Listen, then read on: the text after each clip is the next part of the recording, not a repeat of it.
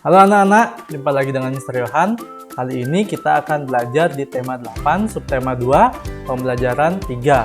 Nah, untuk materi apa saja yang akan kita pelajari, mari kita sama-sama lihat.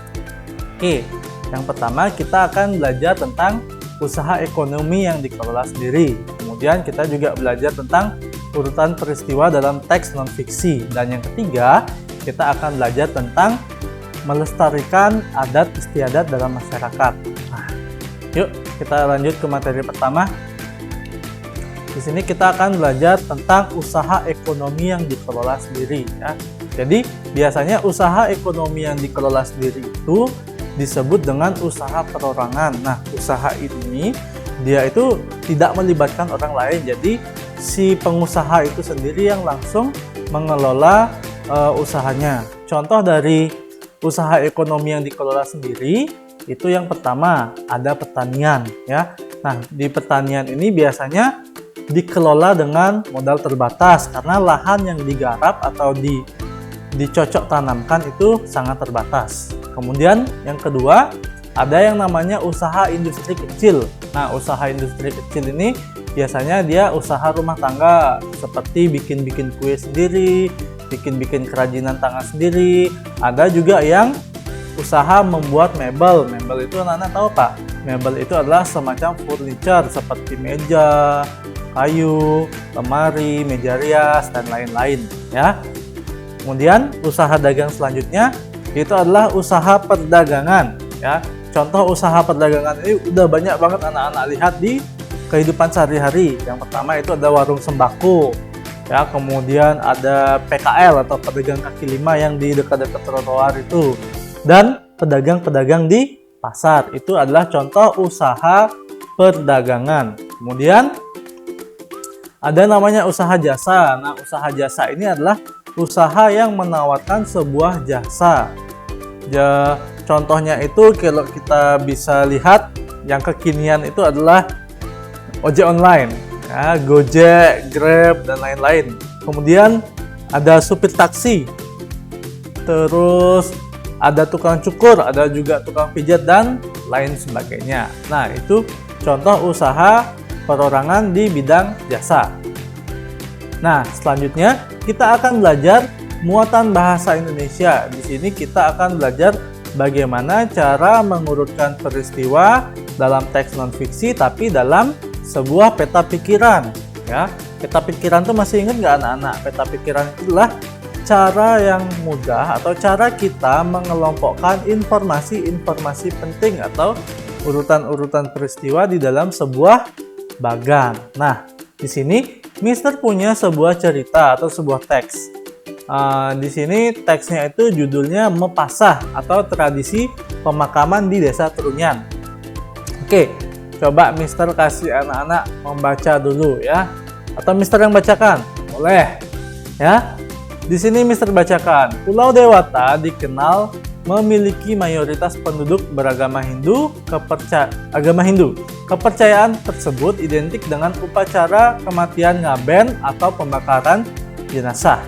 Jika anak-anak berkunjung ke Desa Trunyan Kintamani, kamu akan menemukan kejadian yang berbeda. Di desa ini, orang yang sudah meninggal tidak dibakar atau diletakkan di bawah pohon. Ya. Tradisi ini membiarkan mayat di alam terbuka atau yang mereka sebut dengan mepasah. Tradisi turun-temurun ini tidak dilakukan untuk semua orang, tetapi hanya diperuntukkan untuk mereka yang meninggal secara wajar. Nah, walaupun mayat dibiarkan di alam terbuka, tidak ada bau busuk yang tercium ya. Peristiwa ini dikarenakan jenazah diletakkan di dekat pohon tarumenyan. Pohon yang sudah berdiri selama ribuan tahun itu menyebarkan wangi yang menutupi bau busuk jenazah. Sebelum meletakkan jenazah, terlebih dahulu dilakukan upacara pembersihan. Kemudian dilanjutkan dengan memandikan jenazah dengan air hujan. Setelah itu jenazah diletakkan di permukaan tanah. Jenazah akan diletakkan di lubang sedalam 10-20 cm.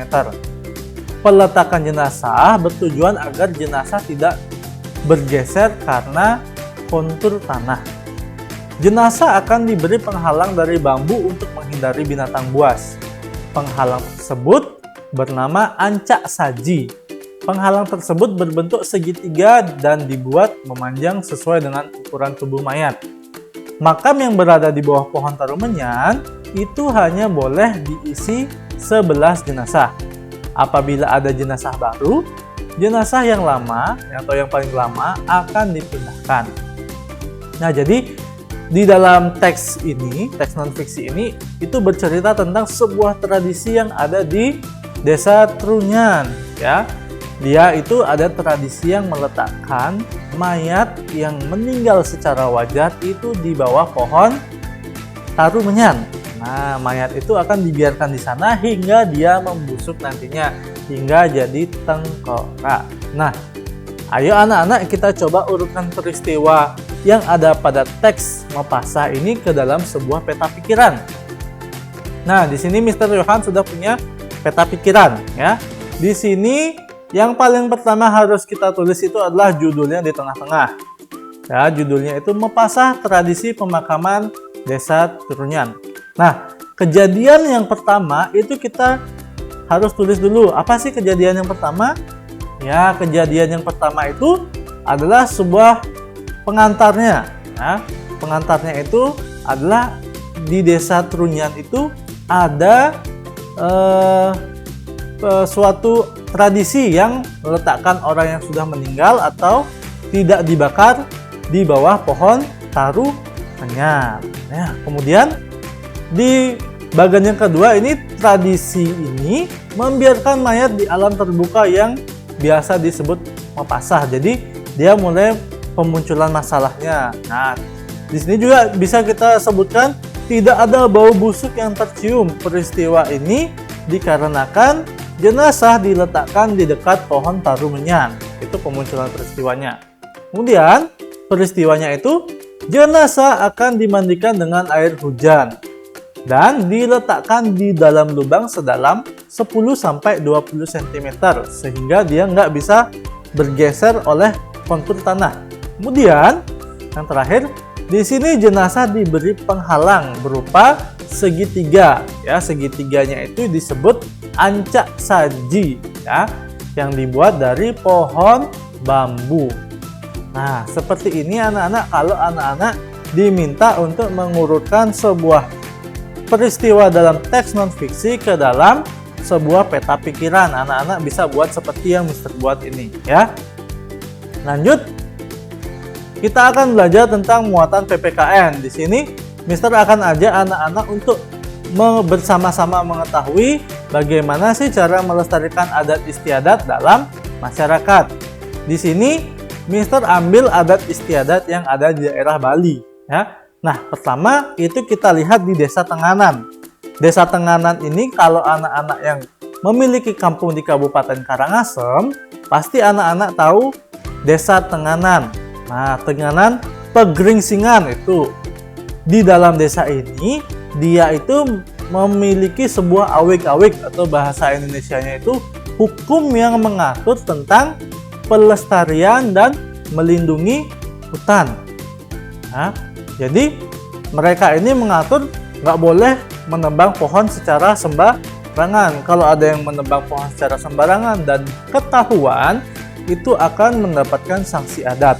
Ya.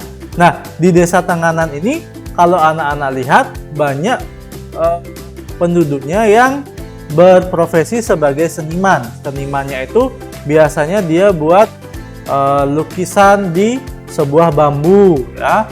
Terus mereka juga menenun kain geringsing, ya. Kain geringsing ini merupakan kain yang hanya ada di Desa Tenganan, ya. Itu anak-anak untuk Desa Tenganan. Kemudian Desa Trunyan, seperti yang Mister sebutkan tadi, Desa Trunyan itu terkenal dengan tradisi Mapasah. Mapasah itu adalah tradisi yang meletakkan jenazah yang meninggal secara wajar itu di bawah pohon tarumenyan. Nah, itu adalah peristiwa di Desa Trunyan. Kemudian di Desa Batu Bulan, Gianyar itu dia ini merupakan desa atau kabupaten yang memiliki tingkat profesi keseniannya itu yang paling tinggi di Bali ya. Jadi di desa ini, di Desa Batu Bulan terutamanya terdapat banyak pusat kesenian patung dan berbagai ukiran. Ukirannya itu bisa ukiran kayu, bambu, atau batu.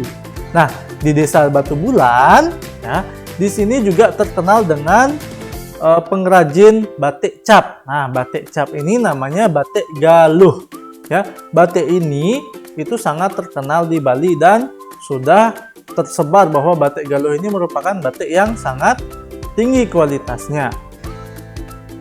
Nah, yang terakhir, Desa Penglipuran. Desa Penglipuran ini adalah desa yang dimana terdapat suku Bali Age.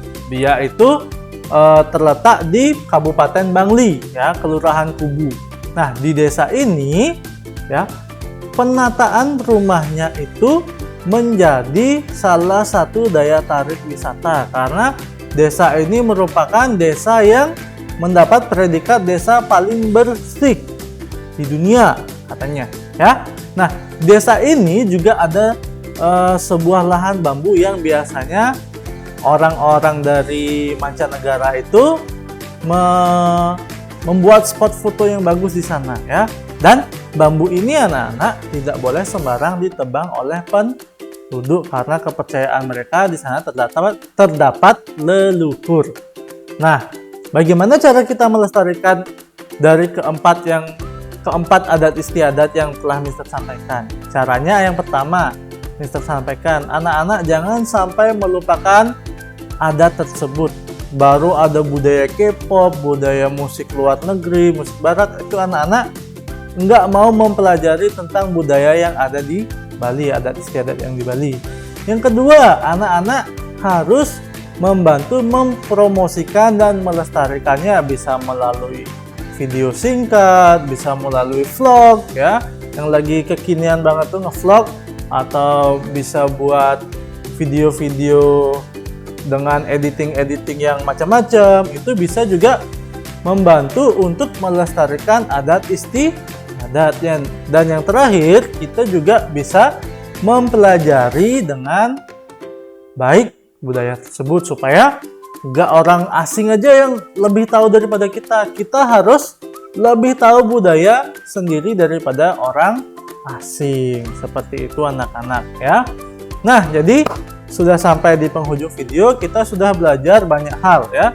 Belajar tentang yang pertama itu belajar tentang urutan peristiwa dalam teks non-fiksi, belajar tentang tradisi mempasah, belajar tentang berbagai tradisi yang ada di Bali ya. Nah, sekarang Mister akan ajak anak-anak untuk latihan ya, mengerjakan latihan.